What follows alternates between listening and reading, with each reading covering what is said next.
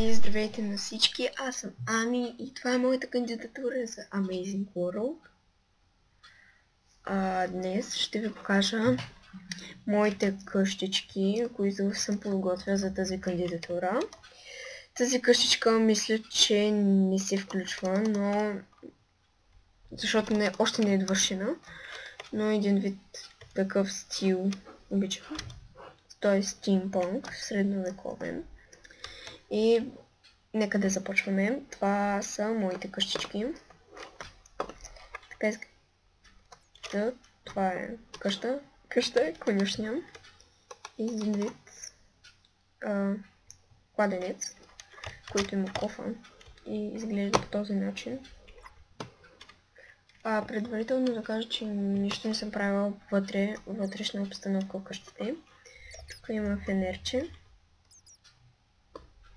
И нека да започнем с конюшнята. Просто да вляза да видите как всичко изглежда. Отвътре изглежда по този начин. Не съм украсяла вътре въобще, така че започвам. Това е някаква по-различна къщичка. Триетажна би трябвало да е. Тук има малко фенсове за един вид двор. Нищо подобно.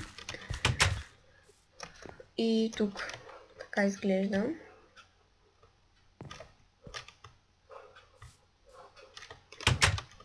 След това следва огромната къщичка. Тук има малко фенери и улични лампи. Ето така, може да се направи на 4 етажа, значи един етаж до този блок. После този с прозорците, този и този. И това беше моята кандидатура. Всички въпроси за попълване, които трябва да са, ще са в описанието и в Facebook страницата на Amazing World, така че може да видите.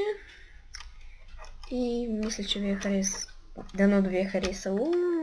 Ще бъда много благодарна, ако ме приемете в сървъра. Довиждане и до скоро!